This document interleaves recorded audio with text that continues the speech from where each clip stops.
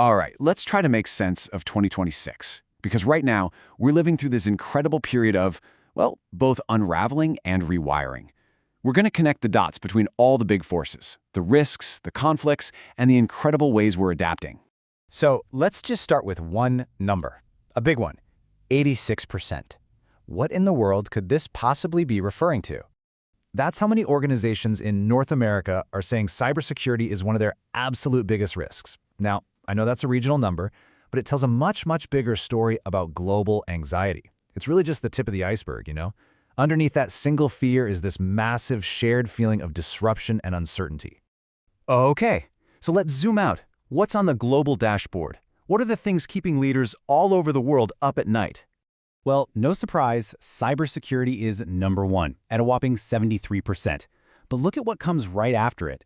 Digital disruption, business resilience, human capital, regulatory change. This tells you something really important. The anxiety isn't just about getting hacked. It's this deeper concern about our basic ability to adapt and stay afloat in a world where the old rules just don't seem to apply anymore. And this feeling, it's not happening in a vacuum. It's all being cranked up to 11 by a global economy that's slowing down. This is a real headwind that makes every single one of those other risks we just saw way, way harder to manage.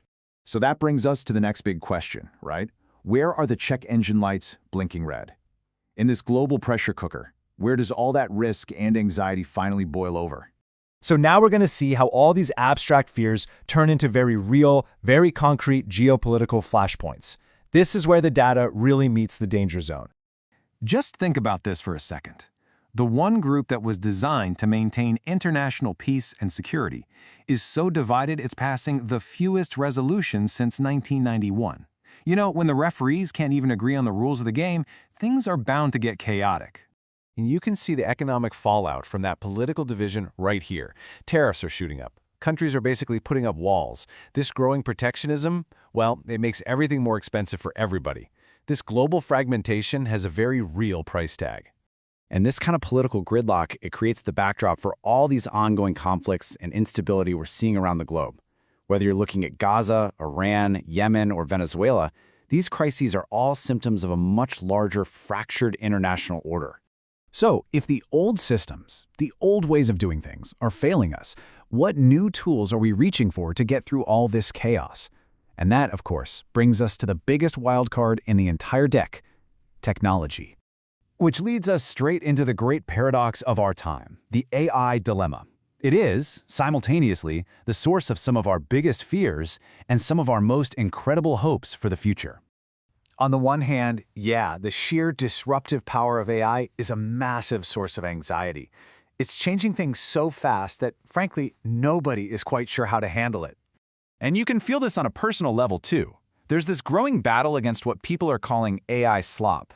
That just endless flood of low-quality, AI-generated stuff online. This comment kind of captures that feeling perfectly. This sense that our digital world is getting a little less human. But then, you see the other side of the coin. Technology is giving us these absolutely mind-blowing breakthroughs, like a new way to literally pull carbon dioxide out of the air and turn it into something valuable, like sugars. This isn't science fiction anymore, it's a real tool we can use to fight huge problems. So, with all this chaos and disruption, how is the world actively rewiring itself to deal with this new reality? Because it's not just about reacting, it's about proactively building new systems. This data is fascinating. It's like watching the world's economic map get redrawn right before our eyes. Look at the negative growth between old partners like China and the US or the EU and the UK. But then look at the positive side. Trade between the US and Mexico is up 15%. China and Vietnam up 12%. This is a massive pivot, and it's happening right now. What this is all about is a shift in thinking. We're moving away from just chasing the lowest cost and moving towards building supply chains that can actually withstand a shock. The new goal isn't just efficiency anymore, it's resilience. And it's not just about shipping physical boxes around the world anymore. The fastest growing part of global trade is services that can be delivered digitally. Think about it. A software developer in one country can be a global exporter without ever touching a shipping container. It changes the whole game. So after all that, the unraveling, the rewiring, what's the big takeaway here? Where does all this leave us?